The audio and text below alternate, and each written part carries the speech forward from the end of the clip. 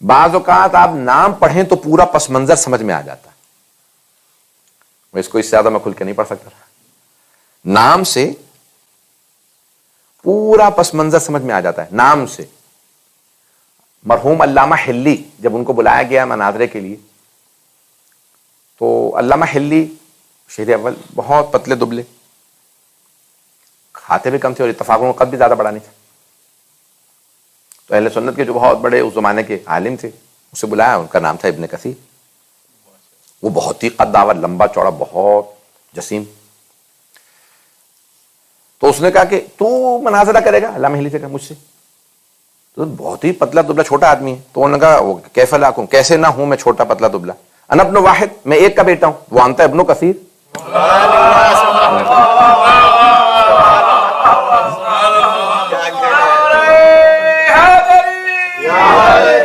ترجمہ نہیں کروں گا اس کا, پہنچ تو گئے ہوں گے, ترجمے کی ضرورت سے نہیں. تو انہوں نے کہا میں ایک کا بیٹا ہوں, تو ابن کثیر. تو عزیزان کرام بعض افراد کے ناموں سے پورا پورا پس منظر پتہ چل جاتا ہے. اب نام ہی ہے ابن زیاد,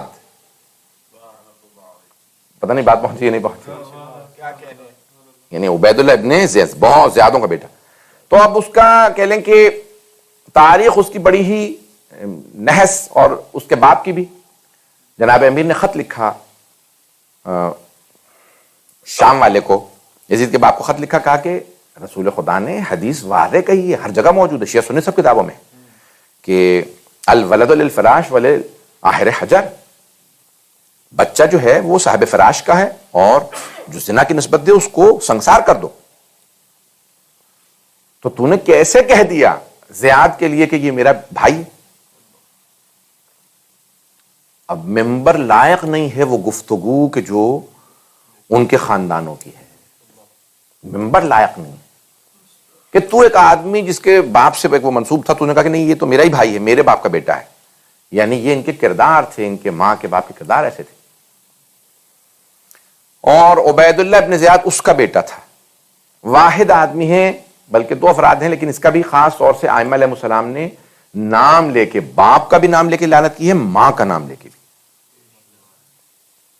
وابن زیاد وابن مرجانہ تھا.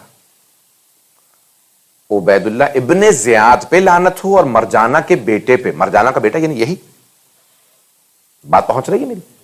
بدترین جو دور تھا. اب میں یہاں پہ کیونکہ ٹیلیویژن پہ جا رہی ہے بات, تو ایک بات پیش کرنا چاہتا ہوں کہ بعض لوگوں کا نسب اتنا خراب ہوتا ہے کہ وہ بہت بڑے بڑے گناہ کر جاتے ہیں. اور پوچھا گیا کہ بھی فرعون نے اتنی کوشش کی, یہ حدیث کسی ایک بہت بڑے عالم نے مجھ سے نقل کی, تو کیونکہ میں نے خود نہیں دیکھی, سے حوالہ نہیں ہے, تو کہتے ہیں کہ اتنی اس نے کوشش کی فرعون نے حضرت موسیٰ علیہ السلام کو مارنے کی, قتل کرنے کی. بچے مرواتا رہا, لڑکے سے کرواتا رہا, اور پھر ان کے حضرت موسیٰ گھر پہنچ گئے, پھر بعد میں مارنے کی فوج کی کوشش کرتا رہا. کیوں نہیں مار سکا؟ کہا کیونکہ اس کے ماں باپ میں شادی ہوئی ہوئی تھی. پتہ نہیں لوگ پہنچے یا نہیں پہنچے. یعنی وہ ولد الزنا نہیں تھا. معصوم کا قاتل جو ہے اس کا شجرہ خراب ہوتا ہے. اب عبید اللہ ابن زیاد کا اگر آپ دیکھیں تو پورا شجرہ بہت خراب ہے. اس سے زیادہ میں نے کہا نا ممبر لائق نہیں ہے کہ بیان کرے. تو عبید اللہ ابن زیاد کا جو دور ہے بدترین دور عراق کا, اور اس کی حکمرانی کے اندر اتنے بڑے بڑے مظالم ہوئے. اس سے بڑی کیا بات ہوگی کہ مولا حسین علیہ السلام کے خلاف فوج بنائی گئی اور ان کے قتل میں یہ شریک ہوا, اور اس نے خود کہا کہ بھی ان کو مار دو. اور بعد میں جب پوچھا گیا کہ تجھے کوئی پچھتاوا ہے, تو پچھتاوا نہیں بلکہ تمسخر کر رہا ہے. جیسے ہی مولا سجاد آئے اور جناب زینب کبریٰ آئیں تو تمسخر کرنے لگا, کہا خدا نے مار دیا تمہارے بھائی کو. جناب زینب کبریٰ سے کہا, تو جناب زینب کبریٰ نے کہا خدا لعنت کرے میرے بھائی کے قاتل پہ. اب چیخنے لگا, کہا کیا بات ہے, اب لعنت کیوں کر رہی ہیں؟ بی بی نے کہا تجھے کیا تکلیف ہے, میں بھائی کے قاتل پہ لعنت کر رہی ہوں.